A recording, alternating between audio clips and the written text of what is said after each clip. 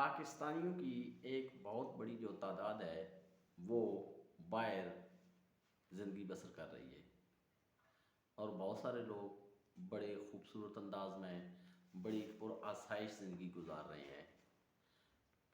میری جو ایک تجویز ہے وہ یہ ہے کہ جس طرح آپ لوگ آسانی سے زندگی بسر کر رہے ہیں، آپ لوگوں کے پاس بنیادی ضرورتیں موجود ہیں، تو اگر تمام جو لوگ گئے ہوئے ہیں ایک ایک فرد کسی گاؤں سے، کسی خاندان سے، اگر کسی جو سب سے غریب لوگ ہیں ایک فرد کو آپ پڑھا لیں، یا ایک فرد کو اڈاپٹ کر لیں، یا ایک فرد کسی ایک کو بچے کو آپ جب وہ جوان ہو جائے تو آپ اس کو باہر لے جائیں اور باہر جا کر وہ اپنا کام کرے اور وہ اپنی فیملی کی تقدیر بدل سکتا ہے۔ اس لیے اگر کوشش کریں کہ یہ جو ہمارے ادھر غربت ہے پاکستان میں چل رہی ہے، اس میں ہمارا آپ کو ساتھ دینا چاہیے۔ آپ خود اندازہ کریں، آپ کے زر مبادلے کی وجہ سے ہمیں کافی سہولت میسر ہے، لیکن اس کے ساتھ ساتھ جیسے آپ لوگ آسانی سے زندگی بسر کر رہے ہیں، ظاہری بات ہے جب آپ یہاں سے گئے ہوں گے ایک مشکل ٹائمز گزار کے آپ گئے ہوں گے، وہاں جا کر آپ نے محنت کی ہوگی، آپ نے دھکے کھائے ہوں گے، اس کے ساتھ ساتھ تب آپ نے ترقی کی ہوگی۔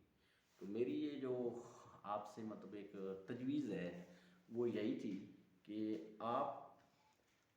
ایسا کریں کہ ہر گھر میں سے، ہر فیملی میں سے ایک صرف بندہ لے کر جائیں، اور اس بندے کو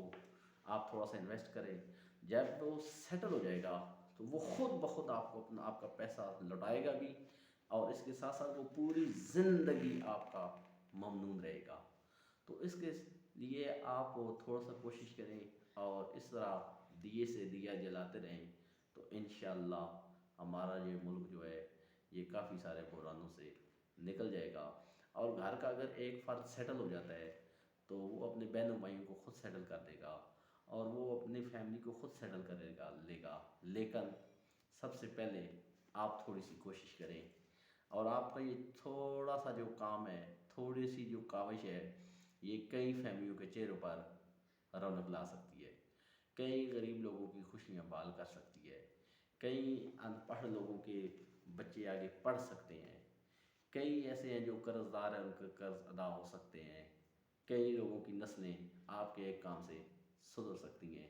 تو کوشش کریں، اللہ تعالیٰ نے جس طرح آپ پہ کرم کیا ہے تو آپ بھی تھوڑی سی محنت کر کے، تھوڑی سی ہمدردی سے، تھوڑی سی پیار محبت سے اگر آپ کام کریں تو انشاءاللہ جس کے ساتھ آپ نے وہ نیکی کی وہ آپ کو پوری زندگی دعائیں دیتا رہے گا۔